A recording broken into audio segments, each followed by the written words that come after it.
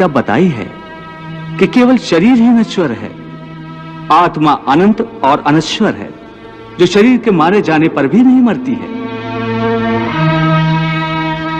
न जायते मृत्यते वा कदाचिन नायं भूत्वा भविता वा न भूयः अजो नित्यः शाश्वतो अयं पुराणो न हन्यते हन्यमाने शरीरे। मरने वाला समझता है या जो इसे मारने वाला समझता है, वो दोनों ही अज्ञानी हैं, क्योंकि आत्मा न तो किसी को मारता है और न किसी के द्वारा मारा जा सकता है। इसलिए किसी के मरने या मारने का शोक किए बिना तू अपना कर्तव्य कर। तेरा धर्म युद्ध करना है, तू अपना धर्म समझकर युद्ध कर। हे मधुसूदन, तुम बार बार इस बात पर जोर दे रहे हो कि मन पर पूरी तरह काबू पा लो तो मुक्ति के द्वार खुल जाएंगे, परंतु मन को वश में करने का कोई सरल साधन भी है? साधन तो अवश्य है, सरल भी है, परंतु बड़ा दुष्कर भी है। सरल भी, दुष्कर भी, इसका क्या अर्थ है केशव? इसका अर्थ है कि यदि तुम धीर मति वाले हो, दृढ़ निश्चय वाले हो, तो यह काम सरल है, और यदि तुम्हारी मति धीर नहीं है तो दृढ़ निश्चय नहीं कर सकोगे, और दृढ़ निश्चय नहीं कर सकोगे तो जन्म जन्मांतर तक भटकते रहोगे।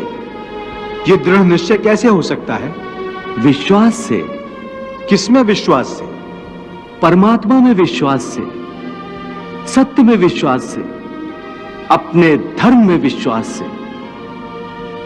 जब अपने धर्म अर्थात कर्तव्य को जान लोगे तो फिर दृढ़ निश्चय होकर अपने धर्म पथ पर, अपने कर्तव्य पथ पर आगे बढ़ोगे। फिर तुम सुख दुख, हानि लाभ, जय पराजय को एक जैसा ही समझकर अपने पथ से डगमगाओगे नहीं। तुम शिष्य बनकर मेरी शरण में आए हो, इसलिए यहां तक मैंने तुम्हें ज्ञान योग अथवा सांख्य योग की शिक्षा दी है। अब मैं तुम्हें कर्म योग के विषय में वो गूढ़ विधि बताऊंगा जिसके द्वारा तू कर्म करता हुआ भी कर्म के बंधनों से मुक्त रहेगा। सुख दुखे समे कृत्वा लाभा लाभो जया जयो ततो युद्धाय युजस्व नैवम पापम अवाप्स्यसि। युद्ध में तो इतनी हिंसा होगी, लाखों प्राणियों की हत्या होगी, फिर मनुष्य उसके पाप से कैसे बचेगा? यदि कोई भी कार्य निष्काम कर्म योग की रीत से किया जाए तो ना उसका पाप लगता है और ना उसका पुण्य मिलता है। निष्काम कर्मयोग?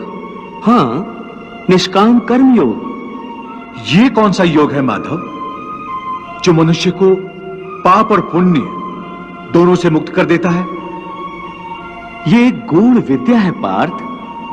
जो इसके रहस्य को समझ लेता है वो इस संसार में रहते हुए भी, संसार के सारे कर्म करता हुआ भी कर्म फल के बंधन से मुक्त रहता है। ये बड़ी अनोखी बात कर रहे हो केशव।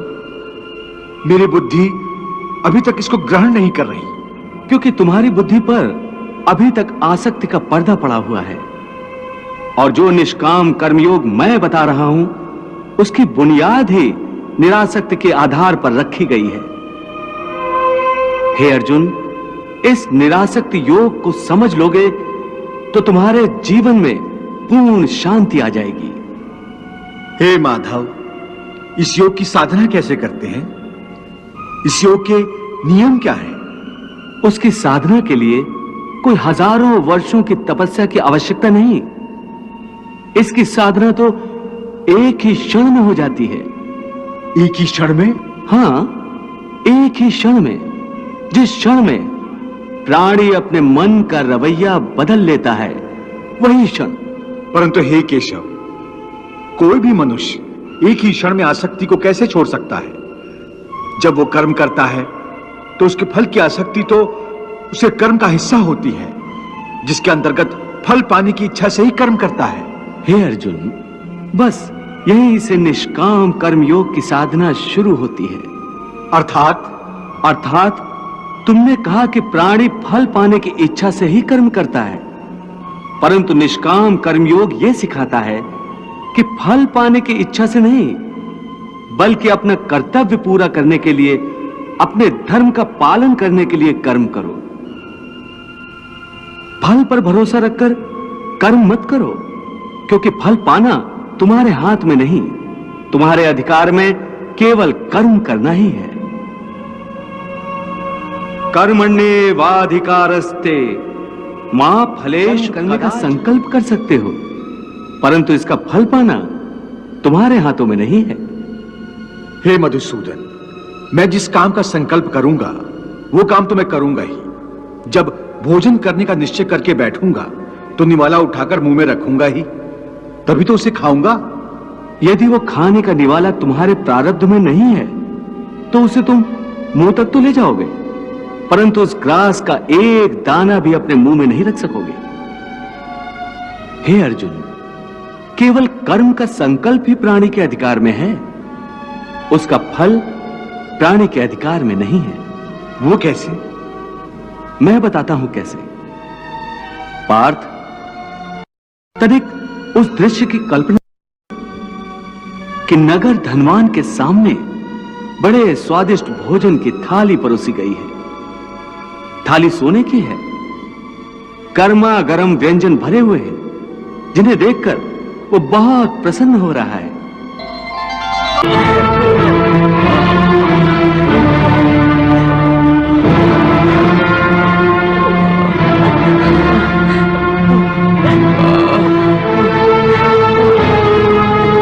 देख लिया कि प्रारब्ध में ना हो तो मुंह तक पहुंचकर भी निवाला छिन जाता है।